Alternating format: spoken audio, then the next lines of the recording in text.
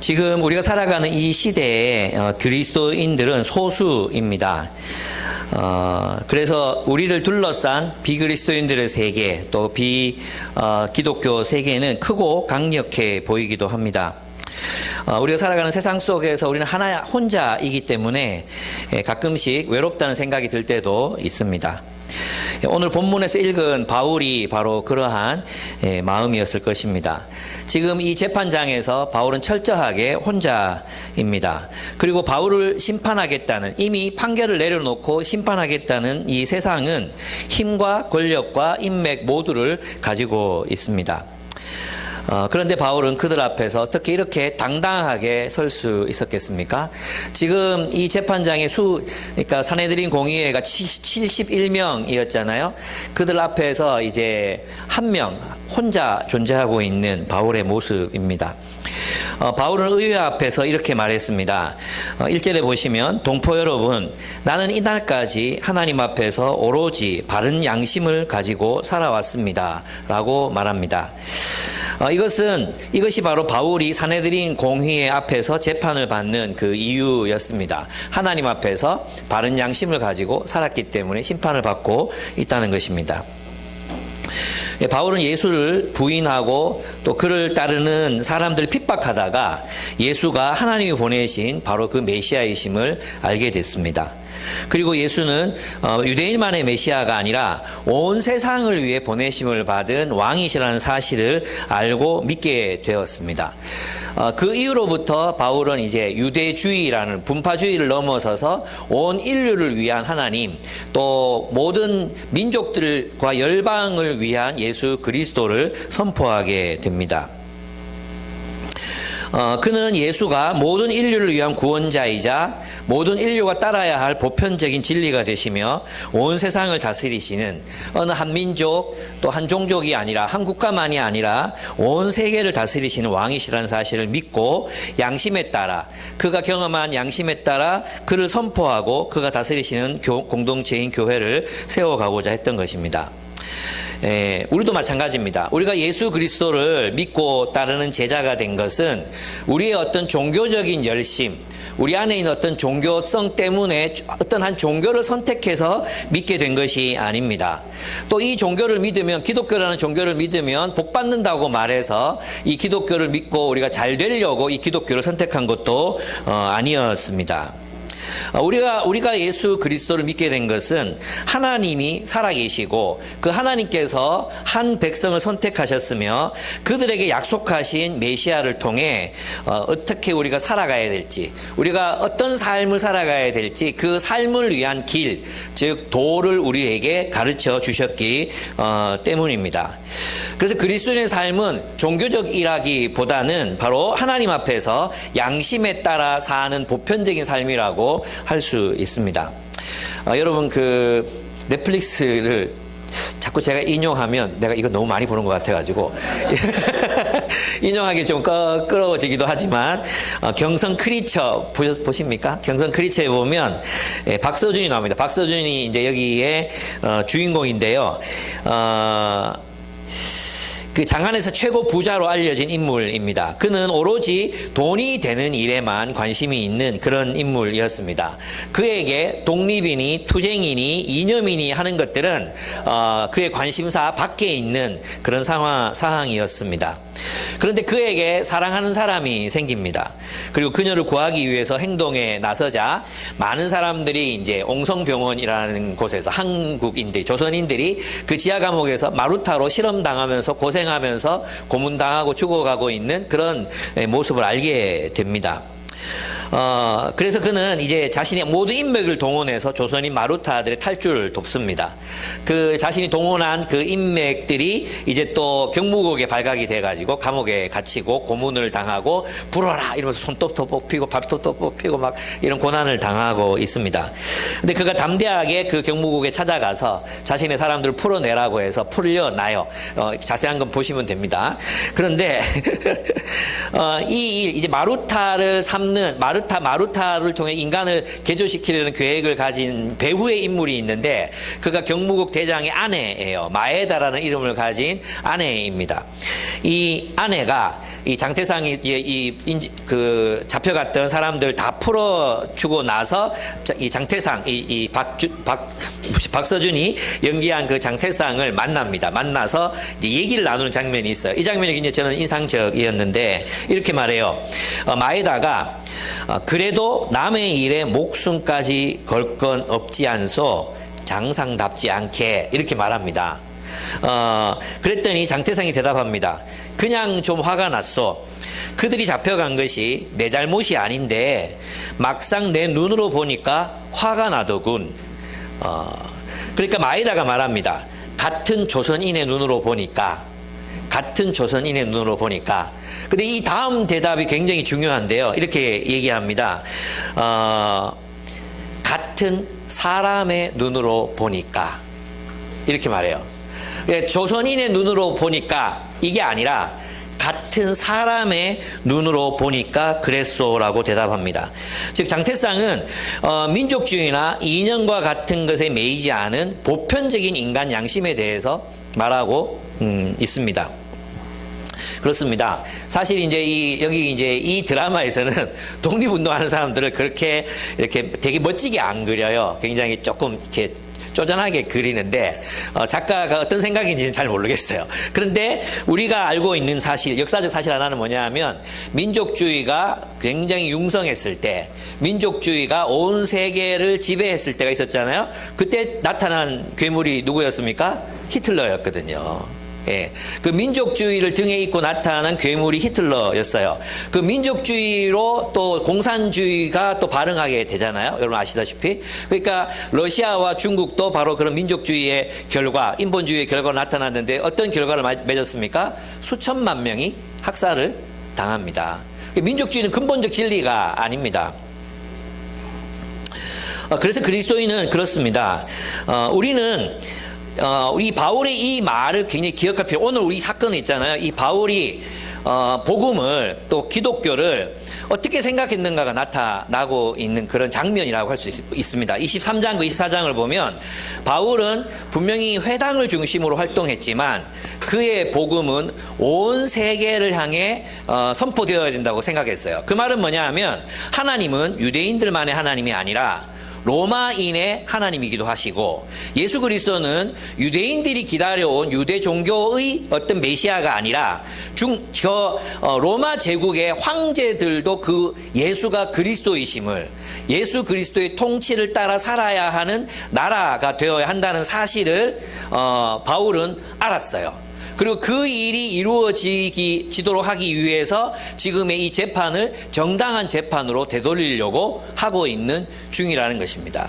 그러니까 기독교가 믿는, 우리가 믿는 하나님은 인간 보편의 양심에 관한 하나님, 우리 양심을 지으신 하나님을 믿는 신앙이 바로 우리 기독교인들의 신앙이고, 우리가 살아가는 그 삶은 단순히 신앙의 영역, 교회의 영역, 종교적인 영역에 국한되어 있는 그런 하나님이 아니라 온 세계의 주가 되시는, 온 인류를 위한 진리가 되시는 보편적 진리로서의 하나님, 양심, 그 양심을 우리가 믿고 따라가는 것입니다. 네.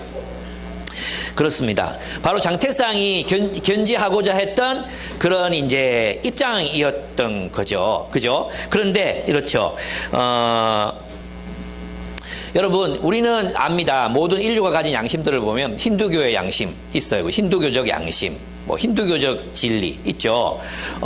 불교적 진리가 있어요. 유교적 진리가 있습니다. 유교적 양심이 있습니다. 유교에서 말하는 양심이 있고 기독교인들이 말하는 양심이 있습니다. 다 다릅니다. 그럼 어느 양심을 우리 모든 인류가 함께 가져야 될 보편적인 양심이라고 생각할 수 있겠습니까? 우리 하나님이 살아계심을 믿습니다. 우리 기독교인들은 우리가 소수이든 한 명이 남았든 어쨌든 하나님은 살아계십니다. 그리고 그 하나님은 역사를 통해서 자신이 살아계심을 증명하셨습니다. 그리고 그분은 약속에 따라 그리스도를 세상으로 보내셨습니다. 그래서 우리는 그 양심에 따라 예수가 그리스도이심을 선포하고 예수의 길, 예수께서 말씀하시고 살아가셨던 그 길이 인간을 위한 참도임을 깨닫는 것입니다. 그리고 그 도를 따라 사는 사람들이라는 거예요. 그래서 기독교의 진리는 보편적 진리이죠. 그래서 바울은 그 보편적 진리가 로마에서도 온 세계에서도 또 아시아에서도 그렇게 선포되기를 간절히 갈망했던 것입니다. 그래서 기독교는 좁은 삶이 아니란 거예요. 기독교인이 된다는 게 있잖아요. 굉장히 넓은 어떤 한 종족주의, 어떤 민족주의, 어떤 이데올로기, 이념 그런 것들에 종속되는 삶이 아니라 이 모든 것들을 초월해서 하나님의 진리를 따라 살아가는 삶이 바로 기독교인의 삶이다. 그게 뭐냐? 하나님 앞에서 양심에 따라 사는 삶이라고 바울이 이야기하고 있는 것입니다. 누구 앞에서요? 천부장 앞에서요. 또 유대인들의 회당 앞에서 그렇습니다. 의회 앞에서 그랬습니다. 그렇습니다. 그러니까 이 도, 예수 그리스도를 따르는 이 도를 따라 사는 삶은 세상의 어느 집단이나 이념에 종속되지 않습니다. 무슨 뜻인지 아시죠? 비록 이 도가 장태상이 말했던 보편주의와 공유하는 지점이 있습니다. 세상의 어떤 철학이나 이념과도 중첩되는 부분들이 있습니다. 그래서 많은 개신교인들은 칸트를 굉장히 좋아했습니다. 왜냐하면 칸트는 보편적 이성을 이야기했기 때문에 하나님이 보편적인 진리를 가지신 분이라면 칸트와 통한다고 생각했기 때문이에요. 그러나 기독교는 칸트에게 종속될 수 없습니다. 여러 사회단체나 집단이 추구하는 것들과 공감할 수 있습니다. 어떤 사회단체들이 정의를 부르짖고 약한 자들을 위해서 부르짖을 때 우리는 그 부분을 동의할 수 있습니다. 어떻게 생각해보면 오늘 본문에 나오는 유대 민족주의도 공감할 수 있는 부분이 굉장히 많이 있습니다. 안 그렇습니까? 로마에 지금 압제당하고 있잖아요. 핍박받고 있잖아요. 땅을 뺏겼잖아요. 그러니까 그 로마인들에 대한 이방인에 대한 적개심, 이방인들에 대한 어떤 그런 적의를 우리가 어느 정도 공감할 수 있습니다. 그러나 복음은 유대민족주의에 종속될 수 없었습니다. 복음은 어떤 이데올로기에도 어떤 철학 가운데에도 어떤 민족의 어떤 이익 속에도 종속될 수 없는 것이 복음입니다. 복음은 그것을 초월해서 진리가 되는 것입니다. 그래서 기독교인이 된다는 것은 그런 하나님 앞에서의 보편적 양심을 따라 사는 삶, 기독교인의 삶이란 그런 삶과 다르지 않다고 할 수 있습니다. 근데 문제는 무엇입니까? 그렇게 믿고 살아가는 사람들이 전 세계로 보면 많지만 3분의 1 정도 되지만 점점 우리 한국 사회에서는 앞으로 어떻게 될지 모르겠지만 지금은 줄어들고 있는 상황이고 또 우리 주변에는 우리 말고는 진실하게 정말 그리스도를 따라 살아가는 사람들이 많지 않다는 것을 발견하게 됩니다. 때로는 그 세상과 다르게 살면서 어떨 때는 이렇게 살아도 되나? 내가 이렇게 살아도 안전한 걸까? 이런 어떤 두려움에 빠지기도 합니다. 내가 세상을 따라, 세상 사람들이 추구하는 방향을 따라 저 사람들이 사는 삶의 방식대로 살지 않으면 어떻게 되는 거 아닌가? 이런 두려움에 휩싸이기도 합니다. 그렇습니다. 이제 우리는 이 바울을 둘러싼 이제 이 적대적인 상황 속에서 바울이 어떤 것을 선택하고 어떻게 살았는지를 한번 살펴볼 필요가 있겠습니다. 여러분 여기 이제 처음에 만나는 사람이 대제사장입니다. 대제사장 아나니아인데요. 바울이 이렇게 말했어요. 동포 여러분, 나는 이날까지 하나님 앞에서 오로지 바른 양심을 가지고 살아왔습니다. 이렇게 말했어요. 근데 이 대제사장이 뭐라고 합니까? 곁에 있는 사람들에게 바울의 입을 치라고 명령합니다. 이 세상에 이런 재판관이 어디 있습니까? 재판이 시작되지도 않았거든요. 재판이 시작되지도 않았는데 네 틀렸다. 네 그 거짓말 하지 마라. 이렇게 입을 치라고 명령을 내립니다. 아나니아 제사장은 바울의 말을 들어보지도 않고 이미 바울을 심판한 상태입니다. 바울은 이 대제사장의 부당함에 대해서 어떻게 반응합니까? 여러분 같으면, 여러분 신실한 그리스도인이라면 어떻게 해야 된다고 배웠습니까? 가만히 있어라. 참아라. 침묵해라. 하나님이 알아서 해결해 주신다. 아마 이렇게 우리는 생각할 가능성이 굉장히 높습니다. 근데 바울은 뭐라고 말합니까? 회칠한 벽이요. 회칠한 벽이여, 다른 말로 위선자여 이런 뜻이잖아요. 회칠한 벽이여 이러면서 당신이 율법대로 나를 재판한다고 거기에 앉아 있으면서 도리어 율법을 거슬러서 나를 치라고 명령하시오 라고 저항합니다. 여러분, 그리스도인들은 부당한 대우에 대해서 참으라고 공고받지 않습니다. 부당한 대우에 대해서 저항하라고 공고받습니다. 이것이 부당한 대우라면 그렇게 나를 대하지 말아주세요. 그런 식으로 나를 평가하지 말아주세요. 또 그런 식으로 나를 싸잡아서 그렇게 하지 마세요. 이렇게 말할 수 있어야 된다는 거죠. 그리스도인은 부당한 대우에 대해서 그냥 가만히 있는 사람이 아니라는 것입니다. 그런데 이제 그 옆에 있던 대제사장 옆에 있던 사람이 그대가 하나님의 대제사장을 모욕하시오 이렇게 말했어요. 그러면 이제 여러분이나 저 같으면 어떻게 반응했겠습니까? 여기서 두 번째 퀴즈. 어떻게 반응했을까요? 저 같으면 내가 이미 저질렀잖아요. 그러면 이제 저는 이제 뿔뚝성질이 있으니까 대제사장이지 말든지 뭐 이러다가 개처럼 맞고 죽지 않았을까 이런 생각이 저는 듭니다.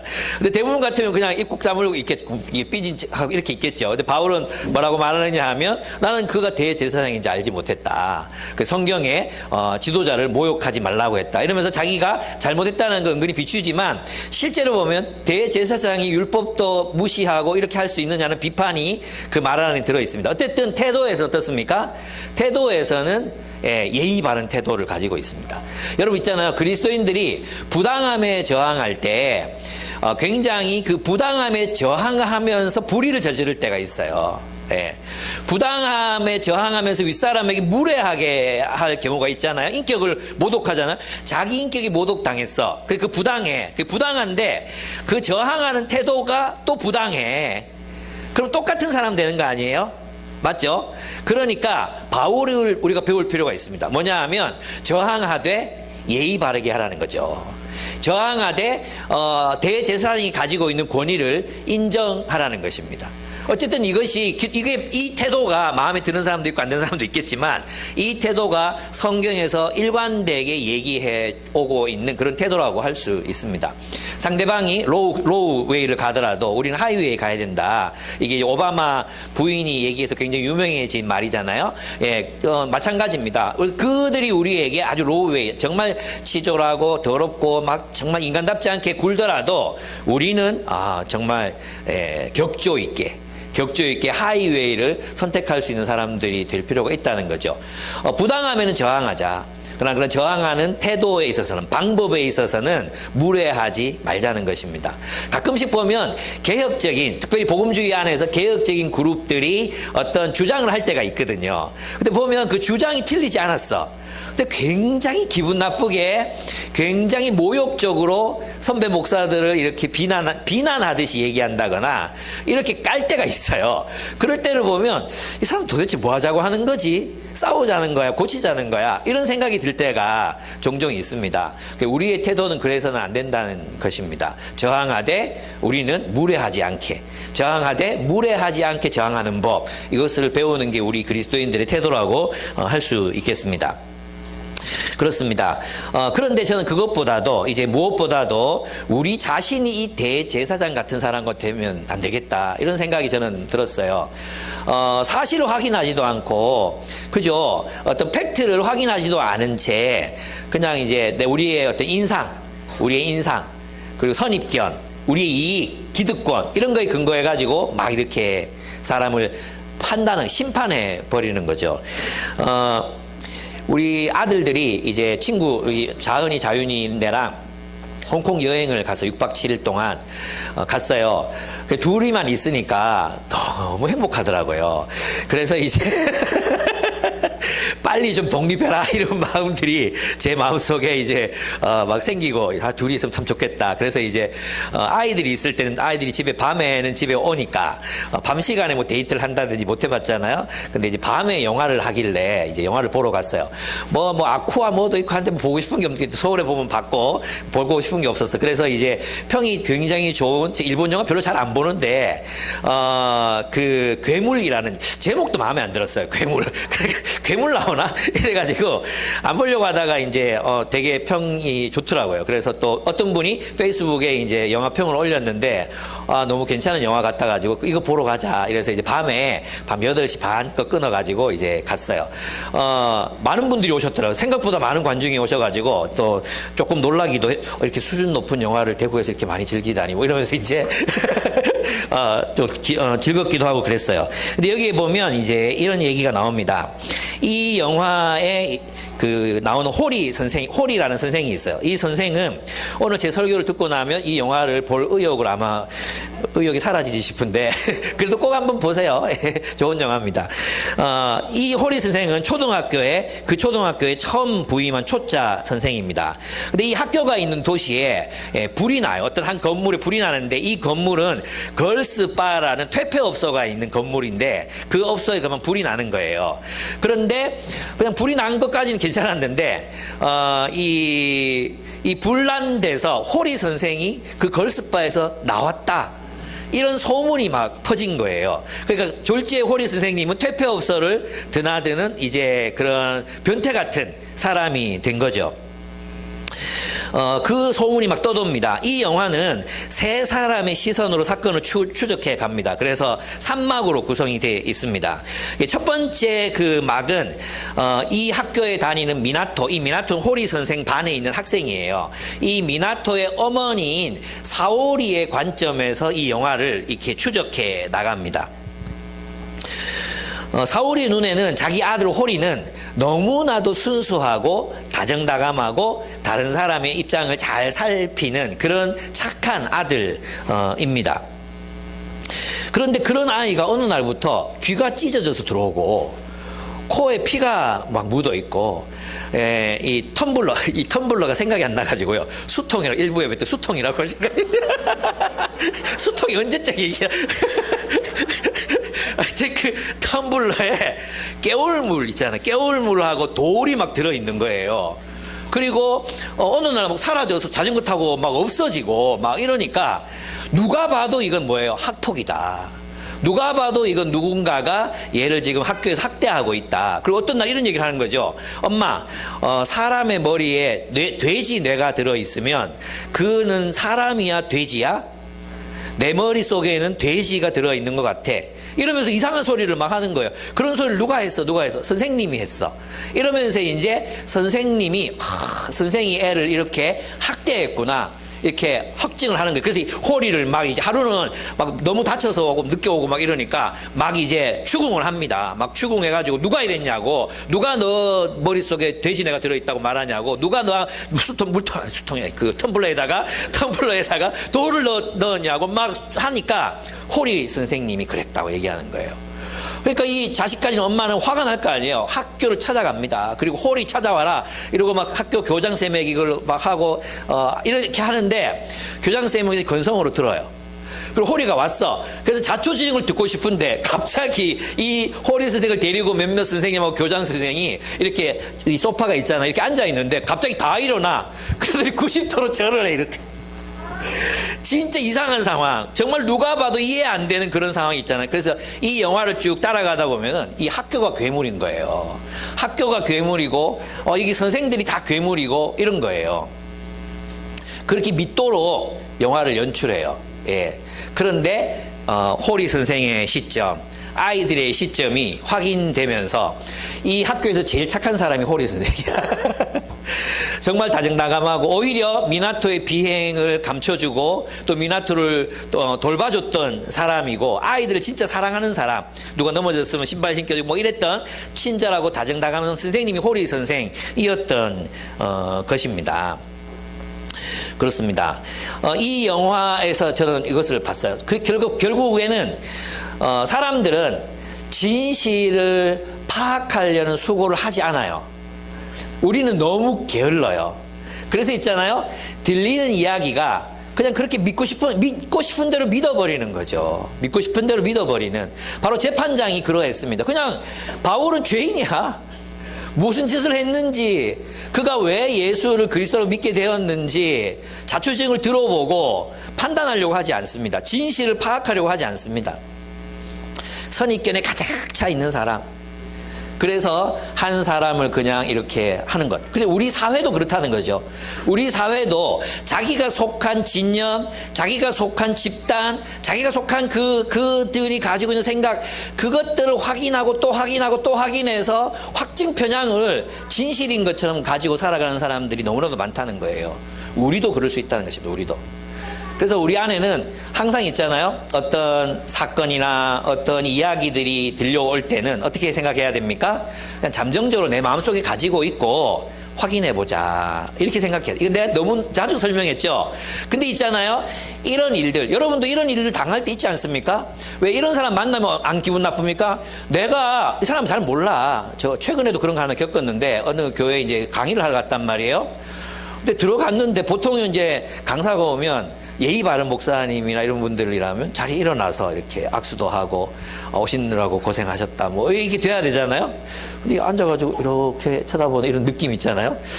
무슨 얘기를 들었나, 내가 뭘 잘못했나, 뭐 약간 그런 생각을 갖게 하는 분들이 있어요. 여러분도 그런 거 안 겪습니까? 내가 그 사람한테 뭐 잘못한 것도 없고 처음 만났고 뭐 한 것도 아닌데 이미 나의 첫인상을 딱 보고 판단 끝난 것 같은 사람 있죠. 그런 겪을 때 없습니까? 그때 어떻습니까? 기분 더럽게 나쁘죠. 그죠? 그런 것들이, 일들이 모여서 세상을 참 힘들게 만든단 말이에요. 우리가 살아가는 게 되게 힘들게 만든단 말이에요. 맞습니까? 그렇죠. 그래서 우리는 그런 사람 되지 말자는 거죠. 누구를 만나더라도 0점에서 시작하는 것처럼, 언제 만나더라도 그 사람은 제로 베이스에서 시작하는 것처럼, 그렇게 우리가 그를 대하고 또 정말 하나님의 형상으로 말씀을 중심에 두고 그들을 대하는 훈련, 이런 훈련들이 우리에게 있어야 된다는 것입니다. 두 번째 존재들은 바리새인들입니다. 여기 이 23장과 24장이 나와 있는 이 드라마를 이렇게 보고 있으면 정말 재미있습니다. 이 바리새인들은 정말 코미디입니다. 코미디. 바울은 있잖아요. 이 재판을 거부해야만 했어요. 왜냐하면 지금 이 재판이 그냥 계속 진행이 되면 살아날 길이 없거든요. 그죠? 그래서 어떻게든 이 재판을 정당한 재판이 되게 하기 위해서는 어떻게든 재판을 지연시키고 로마로 넘어가야 돼. 로마 사람들이 자기를 재판할 수 있도록 넘겨야 돼. 그러기 위해서 그런 굉장히 지혜롭고 또 전략적이고 또 아주 이렇게 정말 교활이란 말 말고 뭐 또 더 좋은 말 없을까요? 굉장히 그 탁월한 전략적인 선택을 합니다. 그 가운데 바리새인과 사두개인들이 모여 있는 걸 보고 자신이 바리새인인 것을 이제 적극적으로 어필을 합니다. 그죠? 그러니까 잠시 동안 어떤 목적을 위해서 바리새인들과 연대를 해요. 제휴를 맺는 거예요. 제휴를. 그래서 나는 동포 여러분, 나는 바리새파요, 바리새인의 아들로서, 이 말이 무슨, 나는 바리새파로 평생을 살아온 사람으로서 부활을 이야기했다고 저 사람들이 나를 지금 잡아가지고 재판하고 있습니다. 부활을 말했다고요. 그러니까 바리새파들이 막 들고 부활, 우리 편이네, 우리 편이네, 이렇게 우리 편이다. 그래가지고 사두개인들하고 이제 전쟁이 난 거예요. 막 부활, 사두개인들 부활은 없잖아. 뭐 또 바리새인은 부활이 왜 없어? 막 이런 식으로 막 싸움이 일어나가지고 이 열기가 얼마나 뜨거웠던지 천부장이 보니까 바울이 찢길까 하여, 이 말이 광기요, 광기. 한마디로 광기. 사람이 찢겨서 죽을까봐 그를 구출했다고 얘기할 정도로 그 광기가 막 충일해지는 장면이 나오잖아요. 저는 여기에서 진짜 이 바리새인들이 기준이 뭡니까? 유일한 기준, 우리 편이다. 저 사람 우리 편이다. 그래서 그 몇몇 사람이 일어나가지고 뭐라고 주장합니까? 저 사람 죄가 없대요. 죄가 없다는 것입니다. 우리는 이 사람에게서 조금도 잘못한 것을 발견할 수가 없다. 만일 영이나 천사가 말한 것이 어떡하겠느냐 이러면서 막 적극적으로 막 바울을 막 대변해 주는 사람들도 나타나고 있습니다. 이게 있잖아요. 이제 뭐냐 하면 이 공의회잖아요. 이게 에클레시아거든요. 에클레시아. 사내들인 에클레시아. 그러니까 이 유대인들의 코이노니아, 이 에클레시아에서 이루어지고 있는 경륜, 그 거버넌스는 원래는 어떤 거버넌스가 이루어져야 돼요. 여기서는 율법을 어떻게 적용할 것인가거든요. 하나님의 율법대로 어떻게 이스라엘을 다스릴 것인가, 그걸 논의하는 데가 사내들인 공의회예요. 사내들인 에클레시아란 말이에요. 그런데 그 사내들인 에클레시아에서 어떤 코이노니아, 즉 어떤 정치적인 판단, 거버넌스를 행하느냐 하면 사람 하나 데려다 놓고 자기들을 위협하는 그 사람을 죽이겠다고 이미 심판해 놓고 율법의 절차, 율법의 정신, 율법의 마인드 이거 다 무시하고 그냥 죽여버리려고 하고 있는 거죠. 그러니까 얼마나 이스라엘이 하나님 나라에서 멀어졌는지를 이제 보여주고 있는 장면입니다. 우리도 이들처럼 될 수 있어. 아까 우리 재판장처럼 편견에 사로잡혀가지고 내가 확증 편향, 내가 그냥 나쁜 사람인 거 딱 정해놨어 이미. 그리고 그 선입견을 안 바꾸려고 그래. 야, 옛날에 그 짓 했잖아. 사실 알고 보면 우리도 그런 짓 할 때 많거든요. 우리가 욕하는 그 짓을 우리도 할 때가 많잖아요. 근데 야는 그런 인간이잖아. 이렇게 딱 못 박아 놓고 그 시점을 바꾸지 않는 거, 이게 바로 죄예요. 여러분 있잖아요. 인간이 하나님을 떠나고 나서 스스로 하나님이 된 사람들의 특징이 뭔지 아십니까? 심판주가 되는 거예요. 심판주가 되는 거예요. 그래서 이 심판주가 된 거예요. 이런 말 자주 쓰는 사람들한테 제가 죄송한데, 그 표적 설교 아니니까 여러분 안심하고 들으시면 좋겠어요. 제가 있잖아요. 이제 MZ들 만나면서 이제 MZ들이 주로 쓰는 용어들이 몇 개가 있어요. 그 중에 한 가지가 뭐냐 하면 나쁘지 않아라는 단어예요. 나쁘지 않아. 이게 무슨 뜻인지 아십니까? 나를 만족시키려면 택도 없이 부족해. 나쁘지 않아. 이거예요. 여러분 찔리죠? 나쁘지 않아. 이 말이 뭐냐 하면 세상에 감사한 거 없어. 나를 만족시키는 거 없어. 나를 행복하게 만들어주는 게 아무것도 없어. 아무리 뛰어난 영화라고 해도 나쁘지 않아. 아니, 그 정도 수준이면 내가 먹어줄만 해. 이 정도이면 내가 그냥 맛있다고 말해줄만 해. 이게 얼마나 교만한 표현인지 몰라요. 그거는 요리한 사람에 대해서 또는 설교에 대해서 어떤 강의에 대해서 우리 그런 식의 표현들이 진짜 너무 많아요. 그래서 우리는 이미 판단하고 있어. 판단자로 살고 있어. 판단자. 분별하는 게 아니라 이미 판단부터 내리고 있는 삶. 그게 이제 앞에서 말했던 그런 부분들이라면 바리새인은 철저하게 내 편인가, 이게 중요해요. 내 편인가.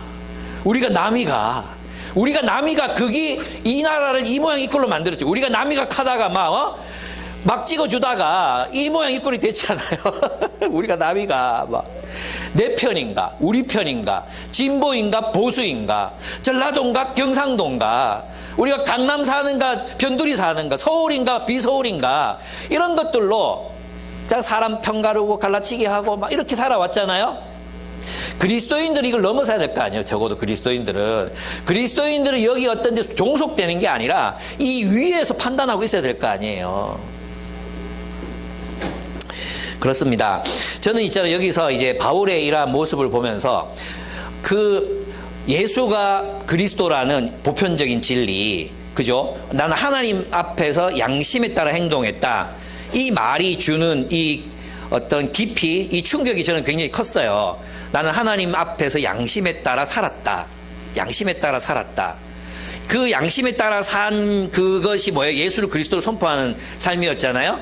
그리고 그가 로마 제국 사람들도 이 하나님 앞에서 양심에 따라 살아가라고 예수 그리스도를 선포하고 있는 거거든요. 저는 이 부분에서 굉장히 이제 마음이 되게 컸어요. 근데 이 일을 이루기 위해서 바울이 선택했던 전략을 보면 굉장히 전략적인 거죠. 여러분 있잖아요. 생각해보면 대제사장한테는 어떻게 합니까? 저항합니다. 그죠? 그 대제사장이 알았을 때는 사과합니다. 그리고 지금 누구를 이용합니까? 바리새인들을 이용합니다. 바리새인들과 당분간 제휴 관계를 맺습니다. 그리고 뒤 이어가보면 어떤 일이 일어납니까? 천부장의 도움을 받습니다. 천부장의 도움을 받아들여요. 그러니까 바울은 지금 예수님이 말씀하셨던 그 말씀, 뱀같이 지혜롭고 비둘기같이 순결하라, 이 말씀의 철저한 표본, 아주 완전한 표본이라고 이야기할 수 있습니다. 마태복음 10장 16절에서 20절을 보면 보라 내가 너희를 보냄이 양을 이리 가운데 보냄과 같도다. 그러므로 너희는 뱀같이 지혜롭고 비둘기같이 순결하라 라고 말합니다. 그러면 사실은 말씀이 뭐냐 하면 사람들을 삼가라, 이렇게 사람들을 주의하라 이렇게 말씀해요. 예, 사람들을 주의해라. 그들이 너희를 공회에 넘겨주겠고 그들의 회당에서 책짓질하리라. 그러니까 주의해서 이런 위험한 상황들을 맞이하지 않도록 노력해라, 이런 뜻이에요. 그런 위험한 상황 속에 빠지지 않도록 사람들을 주의해라. 그러니까 바울은 그런 면에서 이 위기에 자신이 빨려 들어가지 않도록 지혜롭게 그들과의 제휴관계를 맺고 있는 것입니다. 그러면서 또 너희가 나로 말미암아 총독들과 임금들 앞에 끌려가리니 이는 그들과 이방인들에게 증거가 되게 하려 하심이라. 너희를 넘겨줄 때 어떻게 또는 무엇을 말할까 염려하지 말라. 그때 너희에게 할 말을 주시리니 말하는 이는 너희가 아니라 너희 속에 말씀하시는 이 곧 너희 아버지의 성령이시니라. 이 말씀의 완벽한 사례가 바울을 통해 나타나고 있습니다. 바울은 이 재판을 거부하고 로마로 가기 위해서는 정당한 재판을 요구해야 했다는 것입니다. 그렇습니다. 우리가 믿는 그리스도는 모든 세계의 주님이신데 그 주님께서는 지금 이 재판을 정당하게 만들기 위해서 또 애쓰고 계시는 장면이 이제 뒤에 나옵니다. 그것은 이따가 말씀드리도록 하겠습니다. 어쨌든 이 바리새인들은 바울이 왜 재판을 받는지에는 관심이 없습니다. 누가 자기들 편인가가 더 중요했던 것이죠. 그러니까 사내들인 공의회는 이미 하나님의 율법을 통해 나라를 하나님의 뜻대로 다스리겠다, 하나님의 나라를 세우겠다는 그 의도와 목적 자체가 이미 상실되어 버린 그런 모습을 여기서 볼 수 있습니다.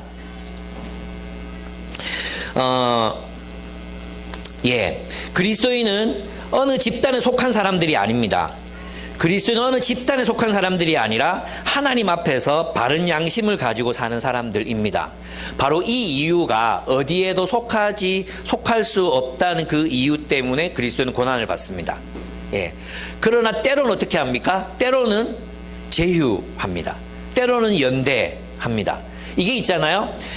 모든 이제 하나님을 떠난 세상이니까 구부러져 있잖아요. 모든 정의와 정직과 이런 모든 개념들이 또 그 상황들이 조건들이 구부러져 있잖아요. 근데 그 구부러진 세상 속에서 그리스도는 뭘 어떻게 살아야 합니까? 의롭게 살아야 돼요. 여러분들은 세상 속에서 의롭게 살아야 돼요. 맞습니까?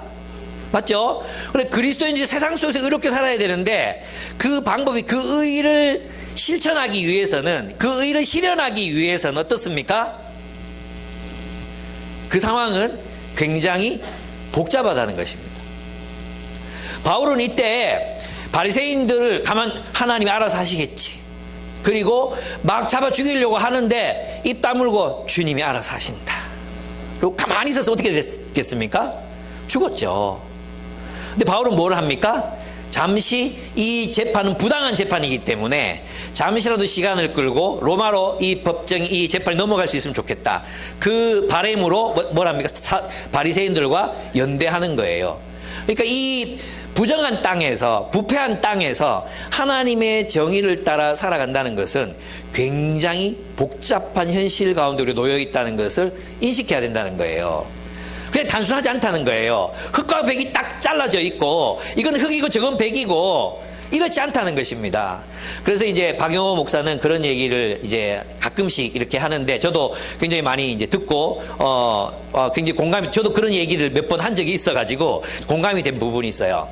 여러분 있잖아요. 볼링이라는 경기는 볼링 있죠. 볼링은 공 하나 들고 어떻게 해요? 적들을 무너뜨리잖아요. 이 볼링 누가 발명한 건지 아십니까?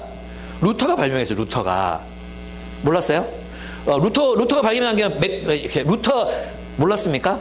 이게 뭐냐 하면 루터가 종교개혁하는 너무 많은 스트레스를 받아가지고 공을 굴려가지고 저기 있는 무슨 주교 이름 써놓고 있잖아요. 저기 막 이렇게 막 써놓고 이 공을 굴려 예의 마귀 새끼들 하면서 있잖아요.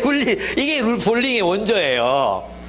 근데 인생은 볼링처럼 타겟을 정확하게 조준하고 사격처럼 이렇게 맞춰서 넘어뜨리는 거라면 얼마나 의를 행하는 게 쉽겠어요. 그죠? 근데 우리가 살아가는 세상은 그렇지 않거든요. 그래서 이제 우리가 살아가는 세상은 럭비 경기 같은 거예요. 럭비 경기. 때로는 있잖아. 후퇴도 해야 돼. 때로는 내 공을 패스도 해야 돼.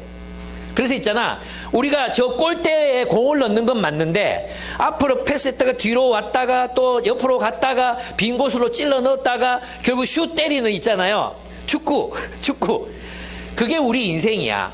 우리가 의를 행한다는 목적은 분명히 맞지만 그 의를 행하는 일이 흑백으로 쫙 갈라지고 볼 넘어뜨리듯이 그렇게 단순하게 넘어지는 게 아니라는 것입니다. 그 목표 지점, 어쩌면 세상을 바꾸고 세상에 그리스도의 통치가 실현되게 하고 보다 많은 사람들, 사회적 약자들을 돌보고 이런 일들이 일어나기 위해서는 어쩌면 많은 복잡한 과정들, 때로는 후퇴, 전략적인 선택, 전략적인 제휴 이런 것들이 필요할지도 모른다는 것입니다. 근데 우리 그리스도인들은 너무 좁게 생각해요. 뭐 되면 안 되고 뭐 안 되면 안 되고 이렇게 생각한다는 거죠. 그래서 저희는 여러분들이 이제 의를 이루어 갈 때도 마찬가지예요. 여러분들이 어떤 선을 행하고 학교에서나 아니면 직장에서나 어떤 정의를 위해서 이렇게 살아가게 될 때 우리는 그냥 고지식한 상태가 아니라 때로는 사람들을 모으기도 하고 리더십을 발휘해서 같은 목적을 가진 사람들과 연대하기도 하고 이런 일들을 할 수 있는 사람들이 돼야 된다는 거죠. 오케이? 그러니까 있잖아요. 단순하지 않아요. 그리스도인이 현실 속에서 그리스도의 의를 따라서 그 의를 구원하며 사는 것은 그렇게 단순한 일이 아니라는 것입니다. 이 괴물이라는 영화에서 호리 선생은 억울합니다. 왜냐하면 그는 미나토를 때린 적도 없고 오히려 미나토의 비행을 감싸주기도 했거든요. 그래서 그는 직접 미나토의 어머니를 만나서 자기 입장을 설명하려고 해요. 이래서 이랬고 저래서 저랬고 미나토가 이런 상황이 있고 자기도 홀부모 가정에서 자랐고 충분히 이해한다 뭐 이런 얘기를 하고 싶어 하거든요. 근데 그걸 가로막는 사람도 있었어요. 학교 선생님들이에요. 학교 선생님들이 그렇게 하다가 문제가 더 커지면 어떻게 하냐고, 그러면은 우리 학교는 보조금도 못 받게 될 거고 그 다음에 무슨 신청도 못 하게 될 거고 그래서 일이 더 커진 경우가 많다. 그래서 무조건 사과하는 게 답이다. 이래가지고 사과 연습을 시켜. 그리고 막 사과문을 적게 만들어요. 그걸 읽었는데 엄마는 더 화가 날 거예요. 엄마는 더 화가 나고 그래가지고 결국 교장선생님 해도 이게 안 되니까 이제 학부모 총회가 열렸어요. 학부모 총회. 거기에서 또 선생님들이 여기서 사실을 밝히겠다고 하는데 호리는 밝히겠다고 하는데 그게 아니고 읽어준 대로 거기서 자기 입장을 이제 자기가 사과문을 읽게 만들어요. 그리고 선생님들은 이 호리를 버려요. 이게 바로 그 집단의 이익을 위해서 한 개인을 어떻게 희생시키는가. 또 일본이 이런 전체주의 문화가 굉장히 강하잖아요. 또 우리나라도 마찬가지인 것 같아요. 최근에 이제 그렇죠. 그렇습니다. 그래서 막 이제 이 영화가 보여주고자 하는 게 뭐냐 하면 그런 집단주의 속에서 어떤 한 개인이 어떻게 희생되고 어떻게 버려지는가 이런 문제들을 보여줘요. 그리고 그 아이들도 여기 이제 아까 말했던 미나토가 나오잖아요. 말씀한 요리라는 친구가 나오거든요. 이 둘이가 되게 친해. 근데 요리는 너무 예쁘장하게 생겼어. 키도 작아. 여자같이 생겼어. 그래서 얘랑 사귀는 애를 동성애자로 모으는 학교 문화가 있는 거예요. 그래서 미나토가 요리를 정말 좋아하고 보호해주고 싶지만 사람들이 보는 앞에서는 보호해줄 수가 없어요. 그래서 이 학교에서는 두 사람이 진정 우정을 나눌 수가 없어요. 호리의 진실은 묻힐 수밖에 없어요. 미나토도 거기에서는 거짓말을 할 수밖에 없는 존재로 남을 수밖에 없는 거죠. 우리가 있던 집단 이기주의에 빠질 때 일어나는 일들이 바로 이러한 일들이라는 것입니다. 여기 있는 사람들은 그렇지 않을 거라고 생각해요. 그래서 넘어가도록 하겠습니다. 그 다음에 이제 중요한데, 이때 보면 이제 그 바울을 죽이겠다고 맹세한 40명이 넘는 남자들이 나타납니다. 와, 이게 보면 참 무섭죠? 여러분, 누가 있잖아요. 한 명의 스토커가 내가 네 죽이기 전까지는 밥도 안 먹고 물도 안 마시겠다고 한 명이 카톡을 보내오잖아요. 여러분, 잠자겠습니까? 저는 이거 비슷한 거 한번 경험한 적이 있는데 옛날에 남문시장에 있을 때 그때 우리 교회에 있을 때 있잖아요. 그 4층 아저씨가 되게 술만 먹으면 좀 이상한 문자도 보내고 막 그랬거든요. 술만 먹으면 폭력적이 돼. 그래 하루는 이분이 이제 우리가 그 학원을 인수해주고 돈도 드리고 해서 우리 정말 잘해줬다고 생각했는데 학원을 뺏겼다고 생각하신 거예요. 참 좋은 아이스쿨. 그거 뺏겼다고 생각하는 거야. 그래가지고 밤중에 전화가 왔어요. 전화가 왔는데 막 너희 집 어디고? 내 가스통 들고 찾아간대. 우리 거 내놔라. 이러고 막, 아니, 우리가 권리금도 다 주고, 원장님도 지금 우리 여기서 일하고 계시고, 우리가 지금 어떻게 다 했는데 왜 이렇게 말씀하시냐고, 시끄럽다. 너 집 대명동 맞지? 너 그 마누라 이쁘대. 이렇게 하는 데 있잖아요. 그날 밤 한숨도 못 잤어요, 진짜. 이 새끼 쳐들어오면 어떡하나. 맨날 하는 얘기가 동성로 깡패랑 싸워서 이겼다. 뭐 이런 얘기만 하는 사람이거든요. 술만 먹으면 사람 이상해져. 그래서 술 안 먹었을 때는 내가 어떻게 상대해 보겠는데 술 먹고 쳐들어오면 어떻게 할 수가 없잖아요. 그래 한 명이 그래도 진짜 너무 무서운 거예요. 한 번씩 이분이 우리 교회 문 앞에 이렇게 술 먹고 형구도 그때 한나자매 있었는데 술 먹고 와가지고 앞에서 이렇게 쭈그려 앉아 있을 때 있어요. 그러면 그때 함께 일했던 소라자매가 목사님 그 아저씨 오셨어요 그러는 거예요. 그러면 이 전화를 꼭 나한테 해야 되나? 왕거이도 있고 왕거이도 있는데 왜 나한테 하지? 그러면 가가지고 또 이 사람 맞상대하고 막 끌어내야 되니까 그게 너무 무서운 거예요. 근데 바울을 죽이겠다고 그 이념에 사로잡힌 40명이 넘는 남자들이 먹지도 않고 마시지도 않게 이 얼마나 두려운 그런 상황이었겠습니까? 근데 이 상황이 되기 전에 11절에 보시면 예수님이 나타나서 말씀하십니다. 그날 밤에 주님께서 바울 곁에 서서 말씀하셨다. 용기를 내어라. 네가 예루살렘에서 나의 일을 증언한 것 같이 로마에서도 증언하여야 하리라. 네 여기서 안 죽는다. 네 사명이 다할 때까지 내가 너를 지키고 보호하겠다. 내가 너와 함께 하겠다고 말씀해 주세요. 저는 이 장면이 굉장히 참 너무 좋았어요. 우리도 마찬가지인데요. 우리 세상에 살다가 나처럼 사는 사람 나 혼자밖에 없는 것 같고 이런 느낌이 들 때가 있잖아요. 주변 사람들이 다 대적인 것처럼 느껴지고 아무도 나의 진심을 알아주지 않고 이런 상황일 때 있잖아요. 그럴 때 주님께서 우리와 함께 하신다는 것입니다. 우리가 하나님 앞에서 양심에 따라 살려고 할 때 여러분 그냥 객관적으로 보면 바울은 죽었어요. 바울은 지금 의지할 데가 아무 데도 없어요. 바울은 그냥 죽은 목숨이에요 지금. 그죠? 그래서 누가 함께 하십니까? 예수가 함께 하신 거예요. 예수가. 그리고 우리가 하나님 앞에서 양심에 따라 살아도 우리 주변에 있는 집단주의, 집단의 이익 또는 뭐 이념, 막 사람들의 그렇게 막 편승하지 않아도 그들의 종속되지 않아도 그들에게 지배당하고 매이지 않아도 우리 살아갈 수 있다. 왜? 예수께서 우리와 함께 하시기 때문이다. 예수께서 우리를 아신다. 예수께서 우리가 살아가는 그 삶의 길을 아시고 그 길을 보존하려고 하신다. 지켜주신다. 이 한 가지 사실 때문에 바울은 여기에서 우뚝 설 수 있었던 것 같습니다. 어쨌든 유대 권력자들, 극단주의자들과 함께 이제 손을 잡습니다. 바울을 죽이기 전에 먹지도 마시지도 않겠다고 맹세한 자들 40명이 대제사장들과 장로들에게 가서 제안을 합니다. 이 제안이 받아들여집니다. 그러니까 다시 한번 불러내라. 지금 로마 병령 속에 있으면 이걸 어떻게 할 수가 없으니까 좀 더 심도 깊은 재판에서 바울에게 신문하겠다. 불러내라. 그럼 이거 어떻게 할 수가 없잖아요. 그죠? 그래서 이제 이 길 가는 중에 의회로 가는 중에 우리가 죽여버리겠다고 말해요. 그러면 이게 공의로운 그 공의회라면 구는 게 어딨냐. 재판 제대로 해야지. 이렇게 될 거 아니에요. 근데 이 협상을 받아들여요. 그러니까 이 지도력, 그 유대 사회의 이스라엘의 이 지도력이 하나님 나라하고는 진짜 아무 상관없는 그냥 세상적인 그런 나라, 그것도 아주 더러운 나라가 되고 말았다는 걸 보여주는 것입니다. 율법도 필요 없고요. 그냥 한 사람 죽이려고 하는 거죠. 왜 죽이려고 하겠어요? 이게 어디서 나오겠어요? 이게? 두려움에서 나오는 거예요.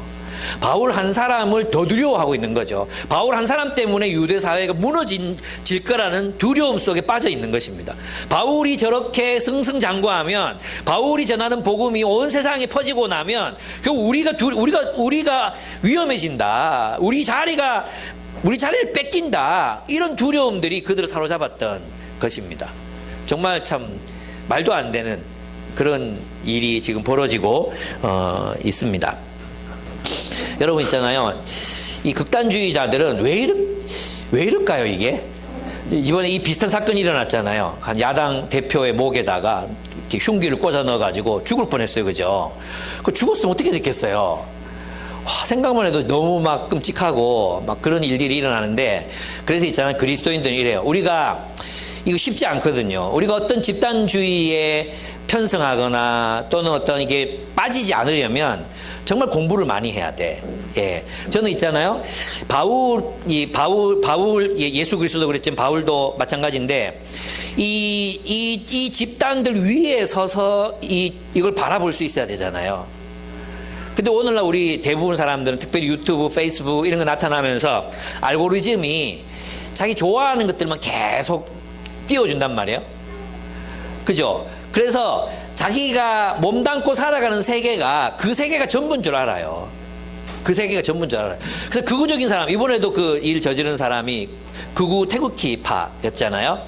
그러니까 이념이라는 게 내가 지금 누구 뭐 편을 드는 게 아니라 어떤 한 이념에 사로잡히면 그 이념 속에서 계속 그 이념을 확증해 줄 사건만 자꾸 모아요. 그리고 그것들만 가지고 자꾸 이 눈덩이를 키운다니까. 증오와 혐오 그 폭력의 이 눈덩이를 계속 키워. 그리고 진짜 확신을 가지고 찔렀을 거예요. 확신을 가지고. 그냥 어떤 사회적 이슈를 만드는 게 아니라 이 사람은 죽어야 된다. 이 생각으로 찔렀을 거 아니에요. 이게 있잖아. 저는 너무 끔찍한 거예요. 이게 사실도 아니고, 그리고 정말 그 사람의 이야기를 들어보지도 않고 그냥 자기 좋아하는 유튜버, 자기 좋아하는 소식 이것들로만 계속해서 확증편향 해 가면 광기에 사로잡히는 거죠. 광기. 찢어 죽일까 봐 두려웠다는 거 아니에요. 광기. 40명이나 되는 사람들이 바울 하나 죽이지 못해가지고 그렇게 막 광분해서 지금 날뛰잖아요. 오늘 우리 사회가 점점 이렇게 광기의 사회가 되어 간다는 게 너무 두려운 거예요. 이런 광기가 언제 그쳐야 될까? 그리스도인들이 그 중심에 서가지고 이 광기를 멈춰야 될 거 아니에요. 근데 이 광기의 쳇바퀴를, 이 열차 바퀴를 더 빠르게 돌리고 있어. 이 혐오의 쳇바퀴, 즉 사실 검증 없는 이 혐오의 쳇바퀴를 더 열심히 돌리고 있어. 저는 우리 그리스도인들이 책임이 있다고 생각해요. 우리가 여기에서 진짜 우리 자녀들 있잖아요. 책 읽는 그리스도인으로 키워야 돼. 그래서 난 얘기했어요. 여러분 있잖아. 자신이 있으면, 네, 그랬거든. 어떤 한 교회에 어떤 이제 약간 도발적인 강사님이 갔어. 그 강사님 우리 교회도 한번 오신 분이야. 근데 이제 그분이 갔는데 교회가 혼란스러워진 거예요. 그분의 어떤 말들 때문에 이 교회가 분쟁이 일어나고 약간은 힘들어진 거죠. 근데 우리 교회도 왔다 갔거든요. 근데 우리는 끄떡없었어요.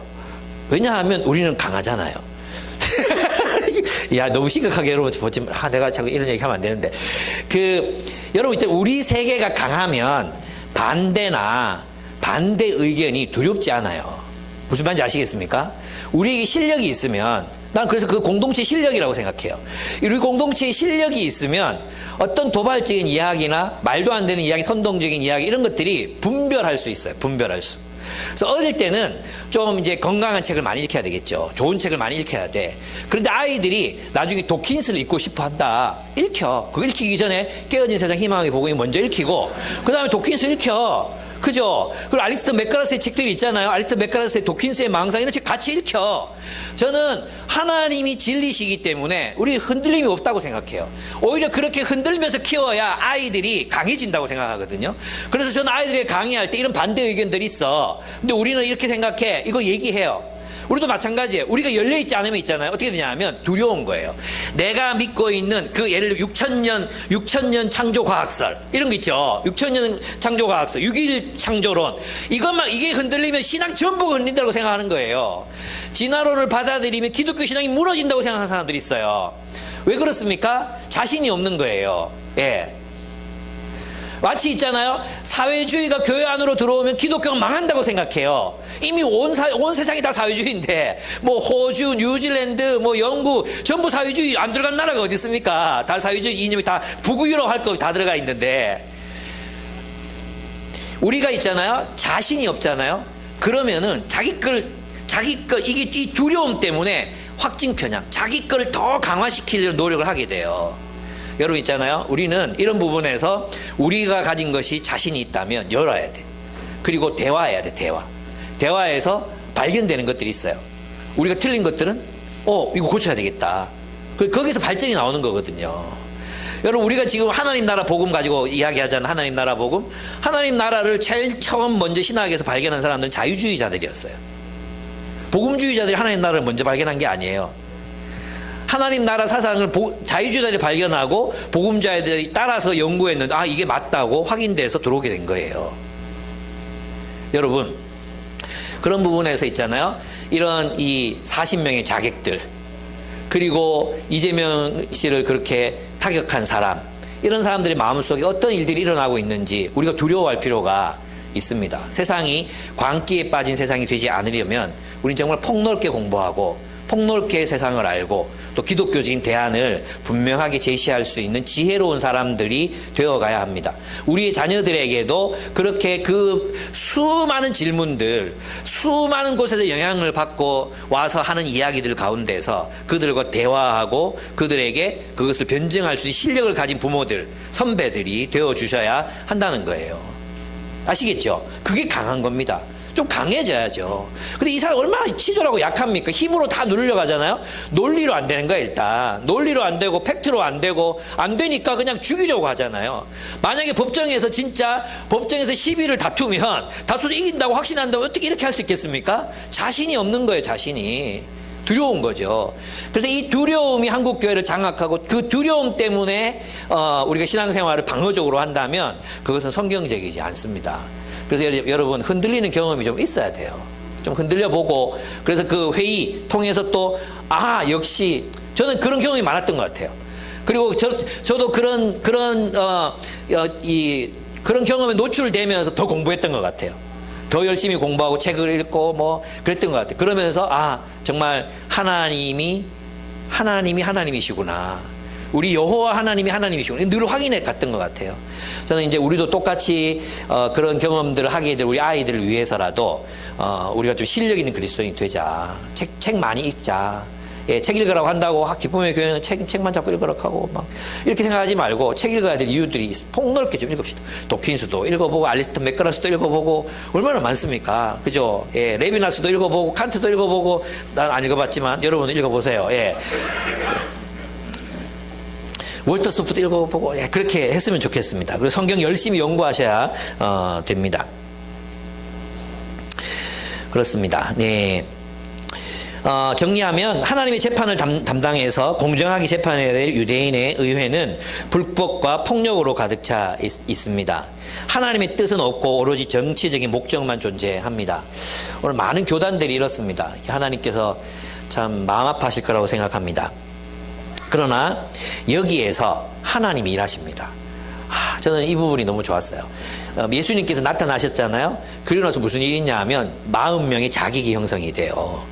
그리고 자기기 형성되고 나서 바울의 조카가 이 사실을 엿듣게 돼요. 이것도 저는 있잖아요. 바울에게 조카가 있었다.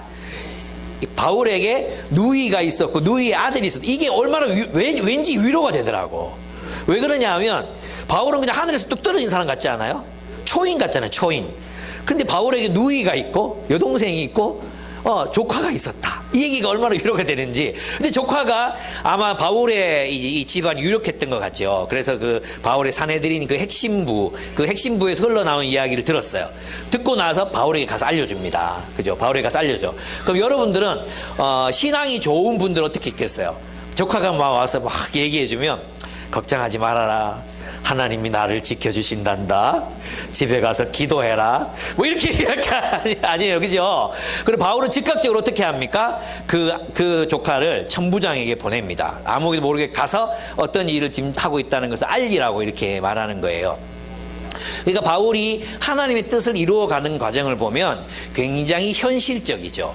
현실 속에서 어떻게 하나님의 의를 구현할 것인가가 보이는 것입니다. 뿐만 아니라 하나님은 이후로 이게 알려졌기 때문에 천부장이 어떤 조치를 내릴 수 있습니까?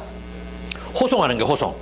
얘를 여기다 놔뒀다가는 로마 시민인데 여기서 죽으면 자기에게 책임이 돌아오겠구나. 그래가지고 어떻게든 바울을 살려보내려고 합니다. 그죠? 그래서 보면 472명이 가요. 백부장 2명, 그 다음에 창병, 기마병, 보병 이렇게 해가지고 472명이 바울 한 사람을 호송하기 위해서 세상에 생각해보면 있잖아요. 사이드카가 도대체 몇 대가 동원되는 거예요. 그렇게 해가지고 바울이 보호받아서 가게 됩니다. 우리 눈에는 최악의 상황이에요. 최악의 상황.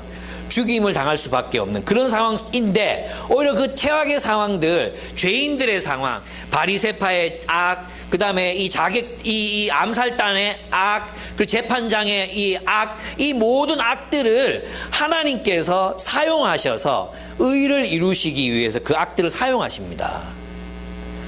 그것은 어쩔 수 없는 일이었잖아요. 어쩔 수 없는, 순수하게 이 구부러지지 않은 세상이 아니라 이미 구부러져 있고 부패한 세상 속에서도 하나님은 당신의 의를 이루기 위해서 이 모든 상황과 조건들을 사용하신다는 것입니다. 여러분, 여기에서 우리가 한 가지 믿음을 가질 수 있습니다. 우리가 하나님의 하나님 앞에서 양심을 따라 살아도 하나님께서 이 모든 상황들을 인도하신다는 것입니다. 인도하시고 보호하셔서 결국 하나님의 목적을 이루시는데 우리를 사용하신다는 거예요. 결국 바울은 보호받은 채로 로마로 가서 비교적 정당한 재판을 받게 됩니다. 그래서 이제 아그리빠나 이런 사람들에게 재판을 받잖아요. 죄 없다 이렇게 판단을 받게 됩니다. 바울은 하나님이 자신을 구원하기 위해 베푸신 기회를 놓치지 않고 적극적으로 활용합니다. 때로는 저항하고, 때로는 예의를 갖추고, 때로는 연대하고, 때로는 보호를 요청합니다. 그렇게 해서 자신이 하나님의 뜻을 이루어 가는데, 죄 짓는 일 말고 정말 지혜롭게 모든 사람들과 연대해서 자신의 목적을 이루어 간다는 것입니다. 그렇습니다. 이 본문에서 저는 두 가지를 봤는데요. 하나는 뭐냐면 바울의 정당한 재판을 받기 위한 노력이었습니다. 그 노력은 굉장히 전략적이고 지혜로운 것이었고요. 하나님은 공적인 영역에서 벌어지는 불의한 재판에도 관심을 가지신다는 것이었습니다. 하나님은 바울이 그 불의한 재판에서 부당하게 죽게 내버려 두시지 않으시고 바울을 구출하셔서 자신의 사명을, 목적을 이루는 데 사용하십니다. 하나님은 바울을 구원하셨을 뿐만 아니라 세상의 불의한 일들을 사용하셔서라도 그 악한 일들을 바로잡으시는 분이십니다. 그렇습니다. 우리의 희망은 주님께 있습니다. 그렇다고 우리가 가만히 있으면 안 됩니다. 이 불의한 재판은 언젠가 우리가 받게 될지도 모를 그런 일이기 때문입니다. 그래서 우리도 바울처럼 하나님 주신 인맥, 하나님 주신 지위, 기회, 이 모든 것을 이용해서 세상에 공공선을 이루기 위해 힘을 써야 합니다. 우리가 만나 뵀던 천정호 판사님처럼 그분이 가지고 있는 모든 지위, 인맥, 네트워크를 다 동원해서 자신에게 주어진 소명을 이루기 위해서 최선을 다하신 것처럼 우리도 그렇게 해야 합니다. 여러분 아시죠? 그 천정호 판사님 그 그룹홈에 스님도 있으신 거, 스님이 운영하는 사람들이 있으신 거. 우리는 이제 진짜 신앙이 좋은 사람이 이렇게 생각할지도 몰라요. 어디 감히 중이 이런 일을 한다고 탈락시키고 너 하지 마 이렇게 할 수도 있잖아요. 근데 그러지 않습니다. 같이 연대해서 선을 이루어 갑니다. 우리 그리스도인의 삶이 이제는 교회 안에서만 존재하는 것이 아니라 우리가 살아가는 세상 속에서 어떻게 하나님의 선한 양심을 따라 공공의 선을 이루고 살아갈지를 고민해야 한다는 것입니다.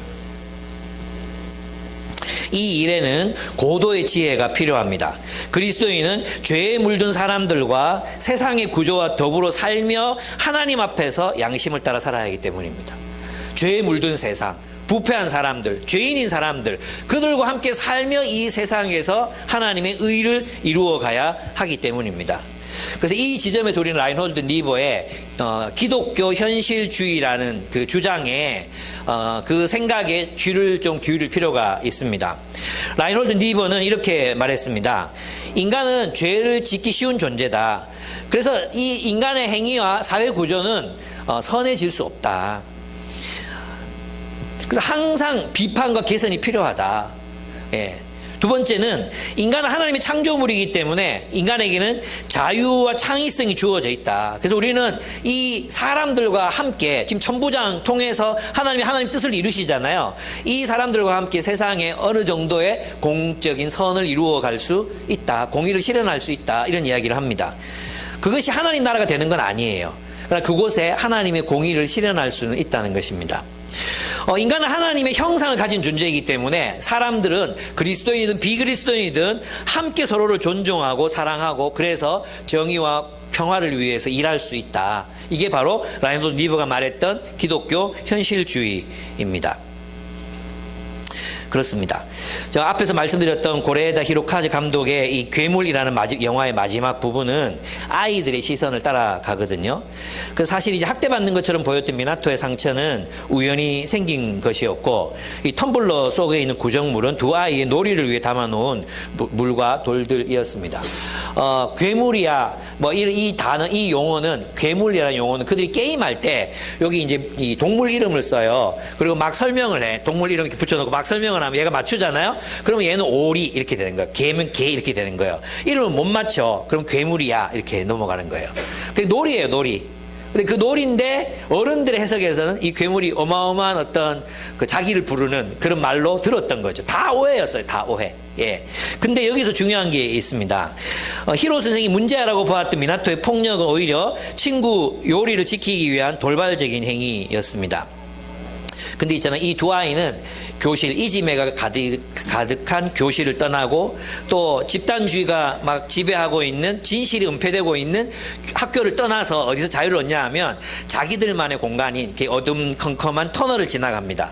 그 터널을 지나가면 버려진 버스인지 기차인지가 있어요.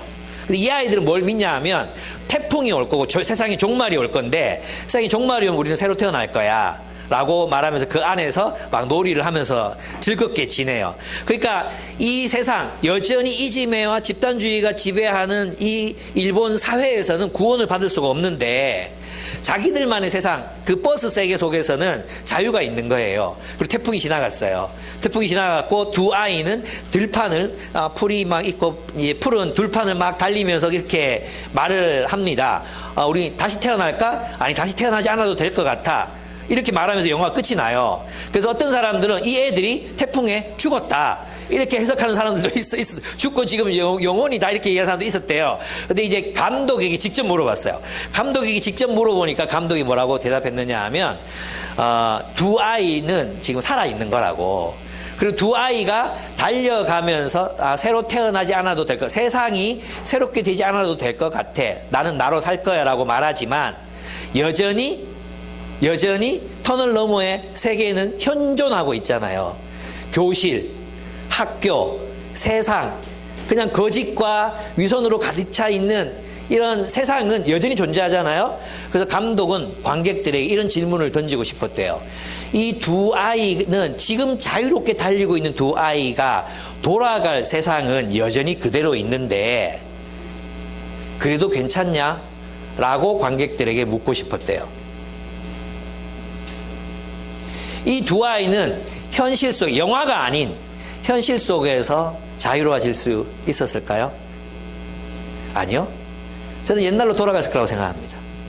어떤 집단의 일원이 됐든지, 그냥 타협하며 살든지, 아니면 완전히 부적응자가 돼서 정신병원에 갇혔든지, 현실은 그랬을 거라고 생각합니다. 여전히 세상은 바뀌지 않고 있기 때문입니다. 여러분, 이 하나님 앞에서 거리낌 없는 양심을 따라 사는 삶은 변하지 않은 세상에 남겨진 이 두 아이의 삶처럼 위태로워 보입니다. 그러나 우리가 아는 것이 있습니다. 하나님이 우리를 다스리신다는 것입니다. 하나님은 바울을 홀로 내버려 두시지 않으셨습니다. 하나님은 우연처럼 다가오는 수많은 사건들, 바울을 죽이겠다는 사람이 없었으면 바울은 보호받지 못했을 건데, 그 모든 악인들조차도, 그 악한 상황들조차도 통제하며 다스리시며 하나님의 뜻을, 하나님의 사람을 통해 이루어 가기를 원하셨다는 것입니다. 그리고 그 일이 일어나게 하셨습니다. 우리의 믿음이 여기에 있는 것입니다. 우리가 예수를 믿고 하나님 믿고 산다는 게 뭐냐? 하나님 앞에서 양심을 따라 살아도 괜찮다. 하나님이 이 모든 내가 어떻게 할 수 없는, 나로서 어떻게 할 수 없는, 뭐 경성 크리스천에 보면 이 사람 무술을 너무 잘해. 그래가지고 살아남지만 이게 그들이 스스로를 구원하지만 현실은 스스로를 구원할 수 없잖아요. 근데 우리 하나님이 살아계시고 여전히 구부러진 세상이지만 이 세상을 주님께서 여전히 다스리고 계시고 통치하고 계신다. 그리고 하나님의 뜻을 이루어가고 계신다는 믿음, 그 믿음이 우리로 하여금 하나님 앞에서 양심에 따라 살게 한다는 것입니다. 그리고 바울은 이 복음을 로마에 전하기를 원합니다. 우리는 혼자가 아닙니다.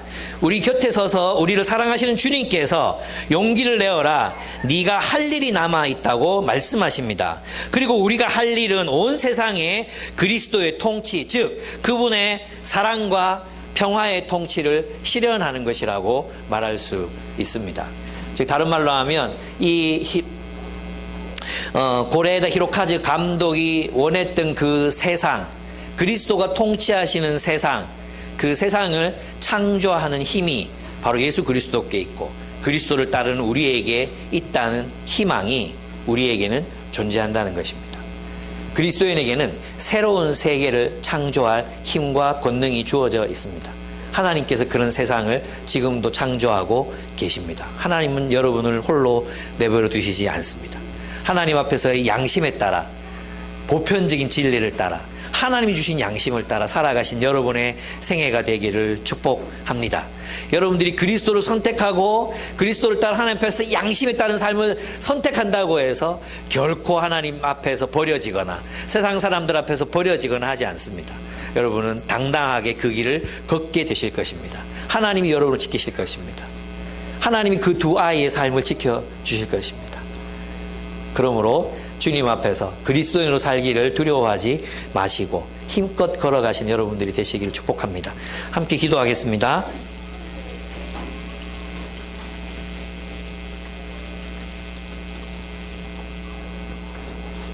우리는 기독교라는 종교가 좋아서 기독교인이 된 것도 아니고 예수 믿으면 복 받는다고 해서 기독교인이 된 것도 아닙니다.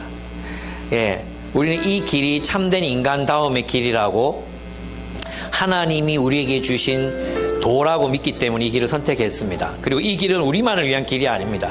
이 길은 모든 인류를 위한 길입니다. 여러분은 이 그리스도를 어떻게 바라보고 또 살아오셨는지 모르겠습니다. 그죠? 우리는 이 예수가 길임을 믿습니다. 이 도를 따라 살기를, 하나님 앞에서 양심에 따라 살아가기를 결단하는 시간이 되었으면 좋겠습니다.